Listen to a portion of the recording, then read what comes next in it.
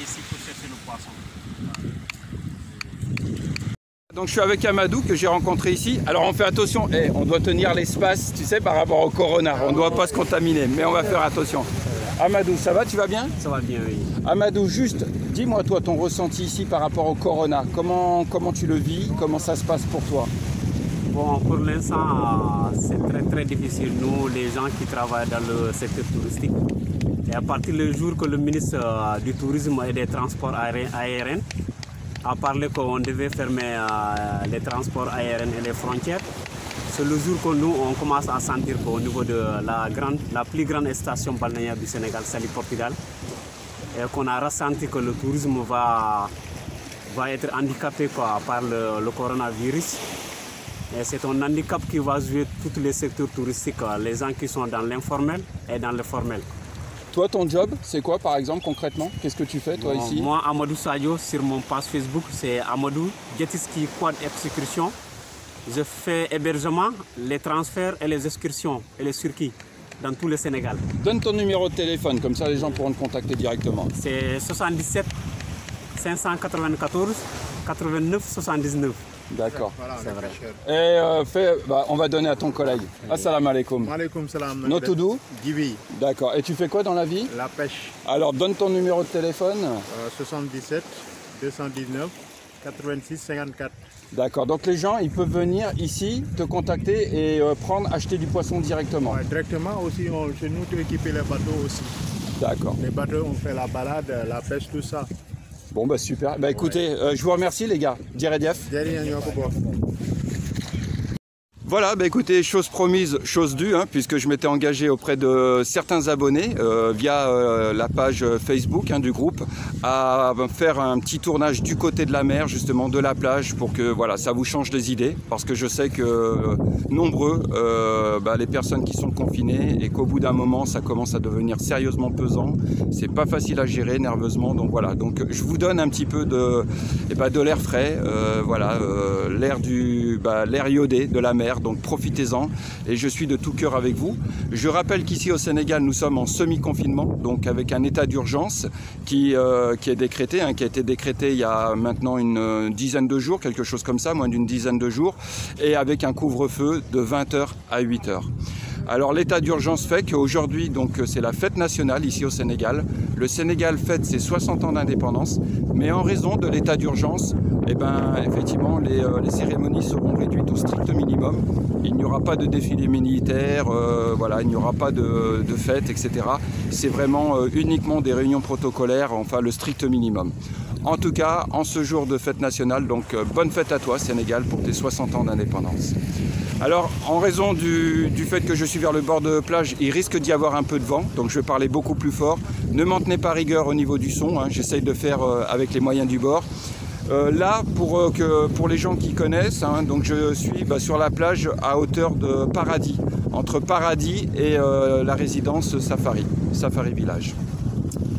Alors, dans cette vidéo, donc déjà je vais vous donner des informations concernant le corona. Nous avons eu hier le deuxième décès officiel au Sénégal, donc il s'agit d'une femme de 50 ans. Je rappelle que le premier décès, il s'agissait de Pape Diouf, connu ici et encore beaucoup plus connu en France, surtout dans le milieu sportif, etc. Voilà, donc c'est le deuxième décès est survenu hier, une femme âgée d'une cinquantaine d'années. Je n'ai pas le chiffre précis, si vous souhaitez avoir les chiffres précis du nombre de contaminés, du nombre de soignés, etc. Je vous renvoie justement vers Internet, n'hésitez pas à les contacter, de voir un petit peu les chiffres. Il faut savoir qu'à l'heure d'aujourd'hui, plus d'une vingtaine, je crois, une vingtaine de personnes ont été soignées, guéries ici au Sénégal. Et je rends hommage, je remercie de tout cœur le service médical, le service hospitalier qui font du mieux qu'ils peuvent avec les moyens qui sont les leurs pour soigner et pour traiter au mieux ces cas de coronavirus. Voilà. Alors, ce que je voudrais dire, concernant aussi également les billets d'avion, il faut savoir que prochainement, là, il y a eu un départ le 1er avril et il y a d'autres retours prévus vers la France. Zut. Je prends la vidéo, j'avais oublié de mettre en mode avion le téléphone, donc ça sonnait et vous avez pu entendre, pour ceux qui connaissent, enfin une vieille chanson de Toto Cutugno. L'italiano.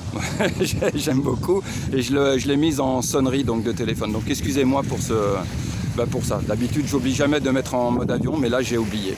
Alors je reprends donc oui, le 1er avril, donc il y a eu un transfert de vacanciers vers la France. Donc et là, il est prévu d'autres vols donc par Air France qui sont prévus, je crois, le 6, 7, 8 et 15 avril. Alors ce que je peux vous donner comme information, parce que j'ai eu des retours de gens qui sont rentrés en France, ils m'ont expliqué un petit peu les conditions de vol. Je remercie Mireille qui m'a apporté des précisions. Alors elle est partie avec le vol donc, du 1er avril. Elle m'expliquait que lorsqu'elle est arrivée donc, à l'aéroport de Ndias, ici au Sénégal, donc avant d'entrer dans l'aéroport, on lui a pris sa température. Ensuite, donc, elle me disait qu'il y a quand même un délai d'attente de 4 heures avant de pouvoir embarquer.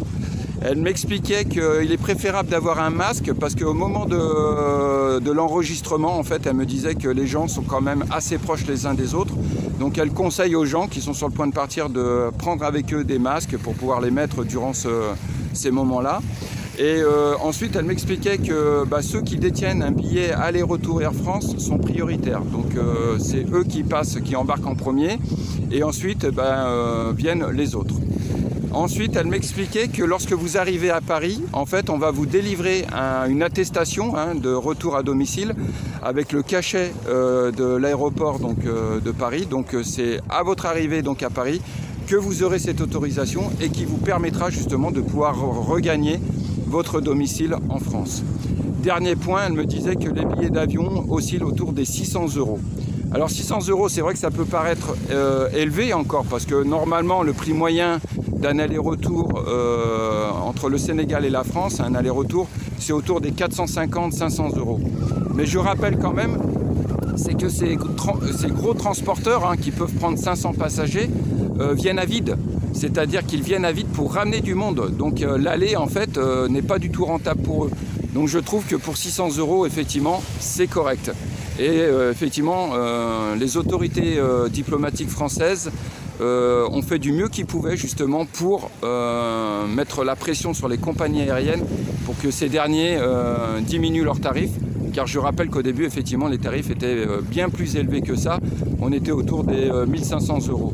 Donc voilà, donc il y a eu un effort considérable qui a été fait. Donc prochain vol, normalement le 7, 8, 9 avril et le 15 avril. J'ai rencontré des gens qui sont allés donc, dans l'agence de voyage ici à Sali, je les ai vus.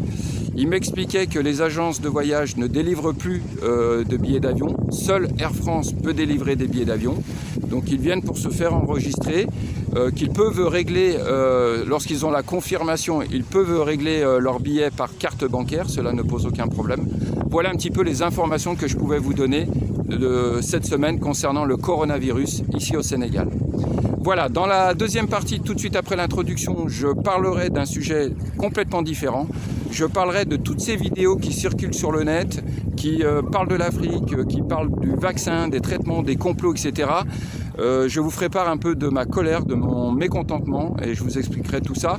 Je vous inclurai aussi une vidéo d'1 minute, 1 minute 10 qui a fait malheureusement le buzz ces 48 dernières heures. Je vous l'inclurai donc tout ça dans la deuxième partie. Sur ce, à tout de suite.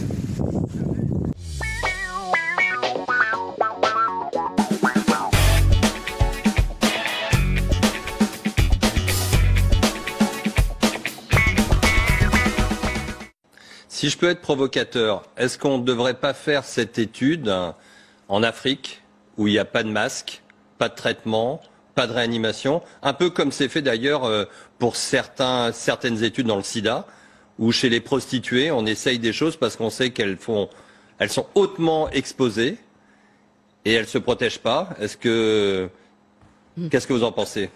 Alors vous avez raison, et d'ailleurs on est en train de réfléchir en parallèle à une étude en Afrique justement pour faire ce même type d'approche avec le BCG, un placebo.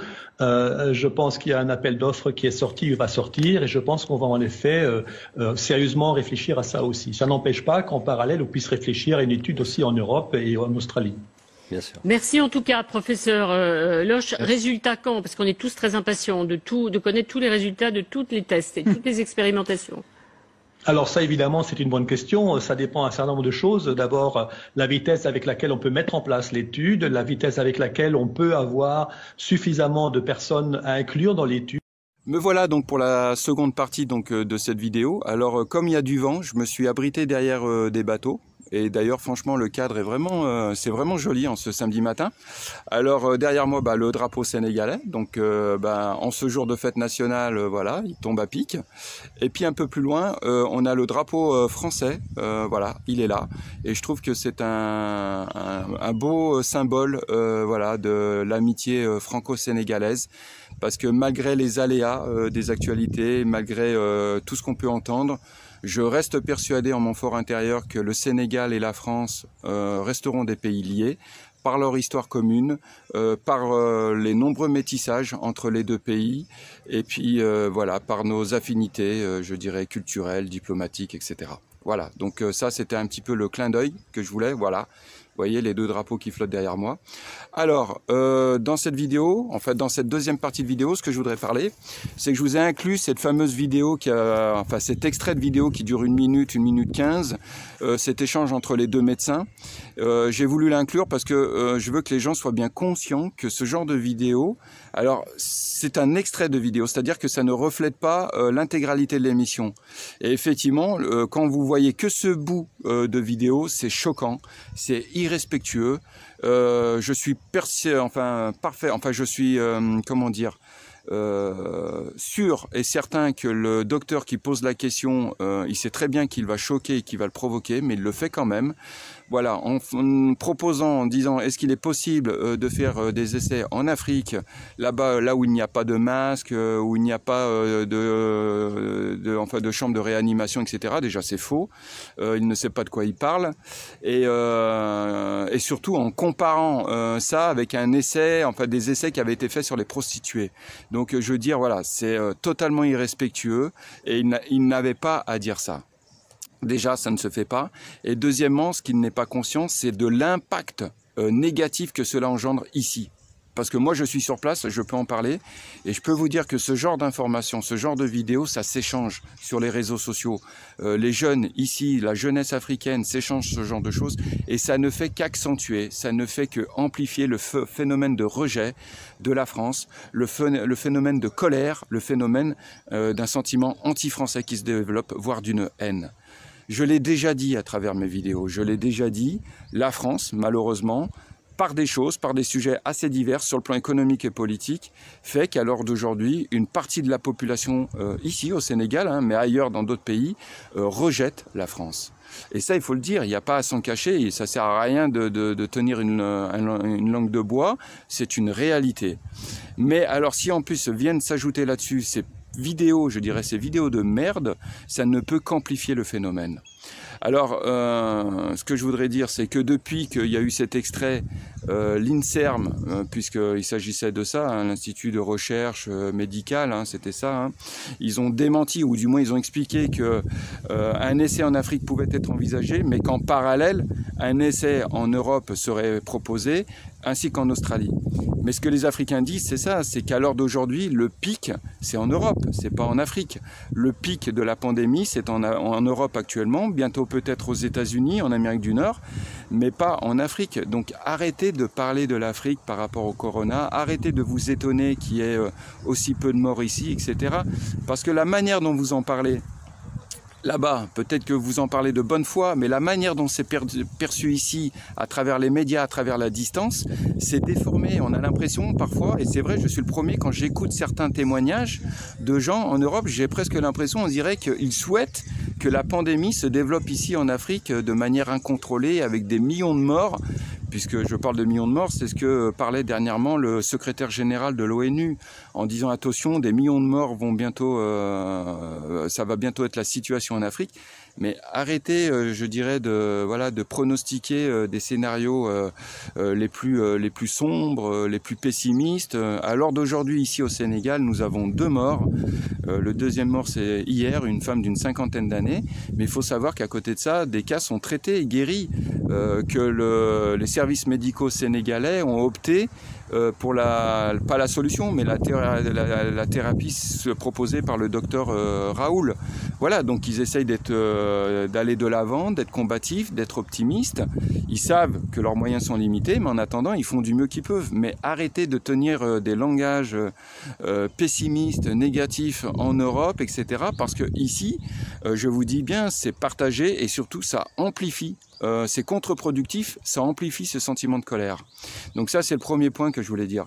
Le deuxième point, c'est que ce qui me choque à l'heure d'aujourd'hui, je vois des Français, des Blancs en général, qui prennent leur caméra et en France, confinés dans leur appartement et qui viennent nous pondre des théories de complot et en s'adressant aux Africains en leur disant « Soyez prudents, faites attention, la France, voilà ce qu'elle veut faire, etc. » Mais je vous le dis à ces gens-là, vous qui faites ces vidéos, mais arrêtez vos vidéos de merde. Vous n'êtes pas des lanceurs d'alerte, vous ne serez jamais des lanceurs d'alerte. La seule chose que vous faites à l'heure d'aujourd'hui inutilement, c'est de salir inutilement votre pays, la France, et vous nous mettez nous en porte-à-faux, vous nous mettez en danger, parce que nous on vit ici, d'accord? Et les vidéos qui seront vues par la jeunesse, mais qui sait, c'est qu'à force d'être répétées, rabâchées, ils vont y croire, ils vont se dire mais c'est français, c'est blanc, mais qu'est-ce qu'ils viennent ici nous emmerder avec leur pandémie, ils viennent nous amener leur virus, leur saloperie, et qui sait qu'un jour peut-être je ne tomberai pas moi dans un traquenard où je ne serai pas victime de la haine que vous aurez engendrée vous également. Donc voilà, je vous dis calmez-vous, arrêtez de parler de l'Afrique sans y vivre actuellement, arrêtez de parler de l'Afrique sans la connaître réellement, d'accord? Gérez la pandémie là où vous êtes, abstenez-vous de parler inutilement. Je me souviens d'un extrait de Walking Dead où le père s'adressait à son fils, il lui donnait un petit peu les règles de base et il y a un moment, le père dit à son fils, le gamin, là, celui qui portait le chapeau de cow-boy, là, enfin le chapeau de shérif, il lui dit retiens bien ça, parle moins et réfléchis plus. Je crois qu'en ces temps de pandémie, en ces moments de crise, enfin de catastrophe, un petit peu, puisqu'on peut appeler ça une catastrophe, c'est même plus une crise, en ces temps de catastrophe, je dirais sanitaire et économique, voilà, parlez moins, réfléchissez plus, prenez du recul sur les choses et avant de diffuser vos informations, et particulièrement sur l'Afrique, réfléchissez par 2 fois. Parce que derrière, voilà ce que ça engendre concrètement. Voilà ce que je voulais vous dire aujourd'hui dans cette petite vidéo. De toute façon, on aura l'occasion d'en reparler. Je vous rappelle qu'à travers la chaîne YouTube, je mets aussi des liens. Parfois, je mets des articles où je vous fais part un petit peu de mon ressenti. J'invite les gens également à en faire de même. Voilà. Quoi qu'il en soit ici, nous sommes toujours dans le semi-confinement, je vous le dis bien. Et puis je vous tiendrai au courant des choses. Il est clair que si demain la situation devient incontrôlable ici, si la situation devient ultra dangereuse, mais je serai le premier à prendre la caméra et à m'adresser à vous et vous dire les choses. Je ne vous cacherai jamais rien. Je vous le dis franchement, je n'ai jamais tenu une langue de bois, un discours fanfaron et dénoué de sens. Quand il y a quelque chose à dire, je serai le premier à vous le dire. D'accord? Si j'ai des informations qui méritent d'être divulguées, je vous les divulguerai. D'accord? À l'heure d'aujourd'hui au Sénégal, nous sommes dans une situation où il y a le corona, mais je vous dis bien, c'est traité, soigné, et à l'heure d'aujourd'hui, nous avons 2 cas officiels. Je trouve que par rapport à d'autres pays, je trouve que le Sénégal se débrouille très bien, il fait du mieux qu'il peut, et il n'y a pas lieu à l'heure d'aujourd'hui de nous tirer des scénarios, je dirais, ultra alarmistes. Je veux dire, c'est même plus alarmiste, c'est ultra alarmiste, ultra pessimiste, etc. Voilà ce que je voulais vous dire. Si vous avez de votre côté du ressenti, des témoignages, n'hésitez pas à le dire dans les commentaires de la vidéo. Je n'ai plus malheureusement le temps de répondre à tous les commentaires, bien que je vous dis bien, des fois j'aimerais répondre parce que je suis touché par les marques de sympathie, de confiance. Donc ce que je fais, c'est que je les lis. Tous les commentaires, je les lis. Et c'est pour ça que je vous mets le petit cœur à côté. C'est simplement pour bien vous faire montrer que j'ai pris connaissance de votre message. Et je vous en remercie. Donc n'hésitez pas à échanger entre vous.